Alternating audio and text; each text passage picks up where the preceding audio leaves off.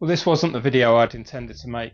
I bought myself a MXR Vintage Bass Octave pedal. I've been after an octave pedal for a long time, looking at OC2s, getting deep into the geekery of which one to get, and the difficulty in finding the right one. I've been playing around with octave pedals in Logic, and kind of got a sound that was okay, but I figured, until I had the real thing, I wasn't going to be happy. So saw a couple of videos where people were talking about the pedal, and the one that sent me over the edge was Janek talking about it.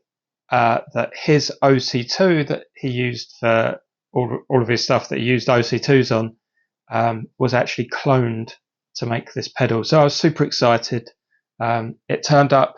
So the intention was I was going to unbox it, plug it in, start making cool sounds with it, and show everyone how happy I was. What actually happened was I plugged it in just to make sure it worked, and couldn't get a decent sound out of it. I've played around for a little while. I kind of have some findings. I want to just share where I am at the moment, and see if I continue this journey. So here we go. So sound of the bass as it is. I'll turn the tone there. I don't really know what you're supposed to have the tone control at for it to track well. I'd imagine some top end is better, but I really have no idea how it works. So this is just like a tone to start with.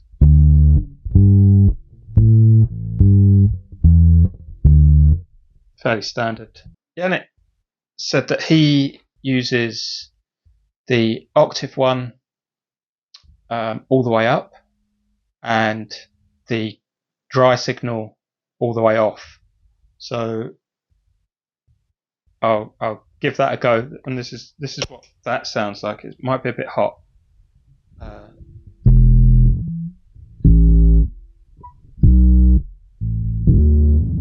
it's super hard to stop the strings ringing.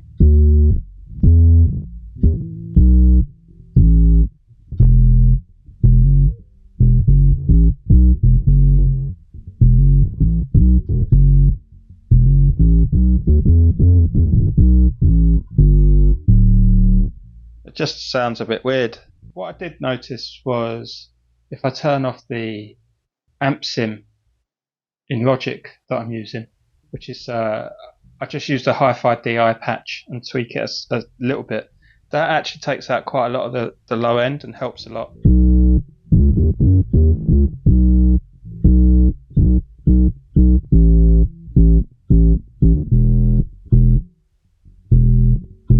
So yeah, it's not a very pleasant sound to my ears. Taking that back to 12 o'clock kind of helps a little bit. This is the octave one back to 12 o'clock.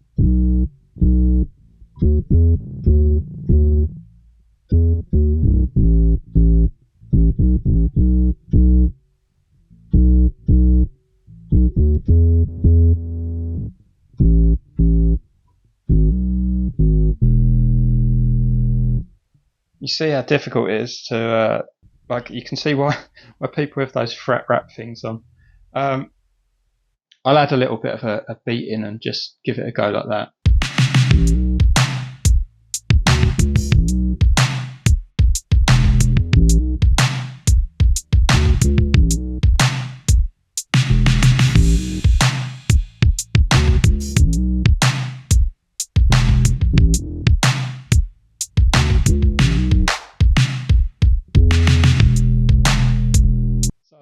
Yeah, it's kind of usable, but like pretty hard to record with. And I kind of think that type of thing, I might as well just get an actual synth out and play. Now, I understand for people that don't play keys or don't want to play keys at all, I'm by no means a great keys player, but I can play a bit of synth bass, and I could definitely play that on synth bass, and it would just be a lot less stressful rather than having to deal with the strings ringing out and all of that stuff. So let's try a different sound. Bring the dry signal in. This is actually quite kind of interesting.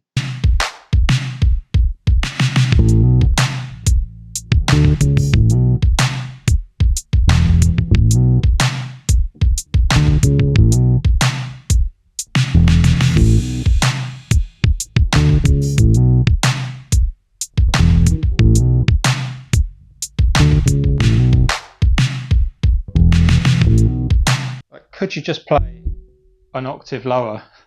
Obviously, for some stuff you can't, but I think the other bass, tone rolled all the way off, gets that kind of subbiness going on anyway. Let's give it a go with this one, and then we'll try it with my other P bass with the flats on and see how we get on.